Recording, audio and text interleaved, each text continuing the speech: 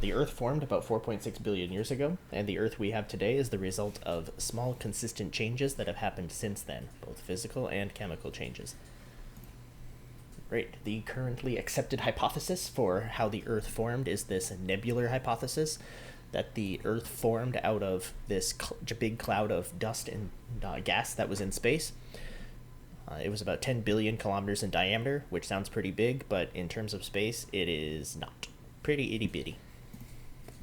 Okay, that cloud was originally made of mostly hydrogen and helium, and the densest part of the cloud is what started that collapse. The particles would bump into each other. Sometimes they would stick.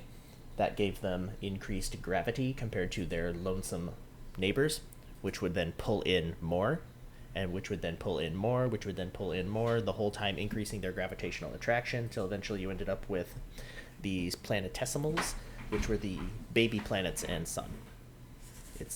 It's a pretty neat process. These clouds take on spherical shapes just because spheres are the most efficient ratio of surface area to volume, which is why you don't have cubical planets. Cuboid. These planetesimals formed the basis of our 8 planets because Pluto is not a planet, regardless of your personal feelings. Trigger warning. Okay. This early solar system was very chaotic. You had a lot more planetesimals than you have these planets today. They were moving around, they were smashing into each other, breaking apart. It's hypothesized that the asteroid belt that we have is the remains of another rocky planet that got all smushed up. The Trojan asteroids around Jupiter, same thing, the remains of a planet that got smushed and then captured by Jupiter. It's pretty neat, but 4.6 billion years is a long time, so over time things found their little gravitational pattern, they found their groove, so to speak, and they stopped smashing. Okay, the shape of the Earth is an oblate spheroid.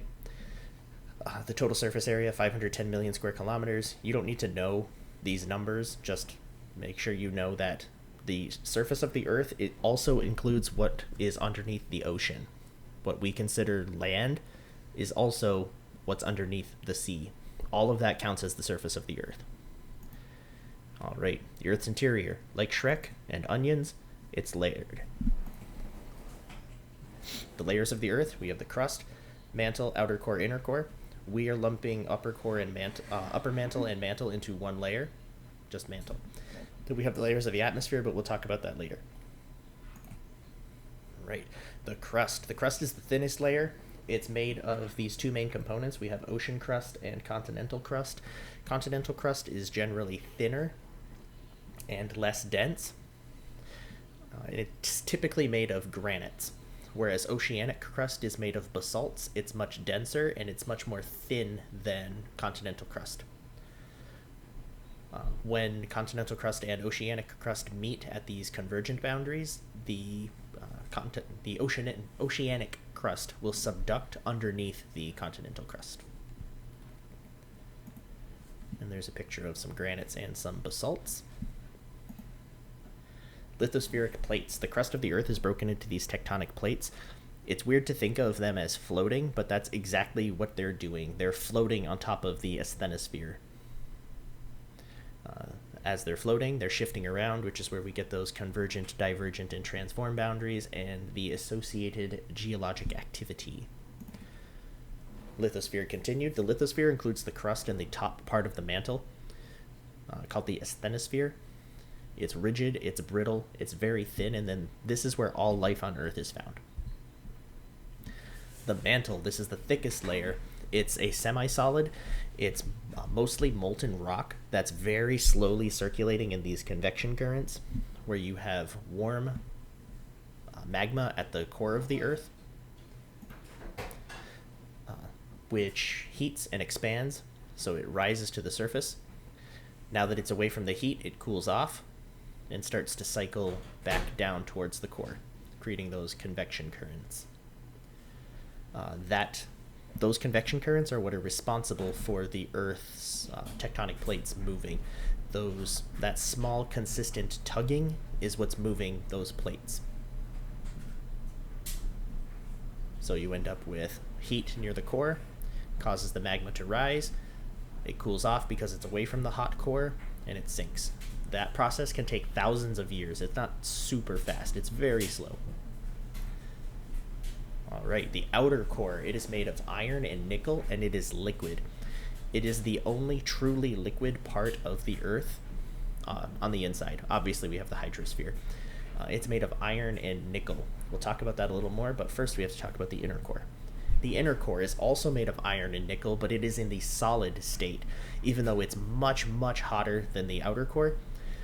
You would think that if you heated it up, it would stay liquid or turn into a gas even, but the gravitational pressure, gravitational attraction, is so strong that the molecules can't freely move like they should in a liquid, so they stay in their solid state.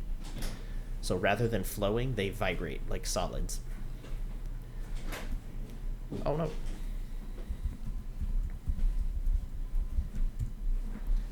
There we go. All right. The planets are different because they're made of different proportions of the elements that were in that nebula when the Earth was first forming. Well, I guess when the whole solar system was forming. So different proportions result in different looks. Hence why Jupiter looks different than Saturn, which looks different than Mars. Okay, the Earth's magnetic field, super important. The outer core and the inner core are kind of rotating against each other. Where those ferric metals, the iron in both of the cores, are rubbing against each other, it generates a magnetic field because it's generating an electrical current. As more iron and nickel pass through those fields, they themselves generate their own electrical currents and magnetic fields, which creates this positive feedback loop where you end up with this magnetic field that extends far beyond just the boundary of the outer and inner cores. That's neat, but why do we need it? The magnetic field is responsible for blocking a lot of the ionizing energy from the sun. That's energy that's dangerous to living cells. It breaks them down. It destroys DNA. So without the magnetic field, life on Earth probably would not have developed, because DNA would have constantly been being broken down. Life wouldn't have had a chance to get started. And now that things are living, it's important because it's responsible for preventing ozone from being broken down into regular molecular oxygen.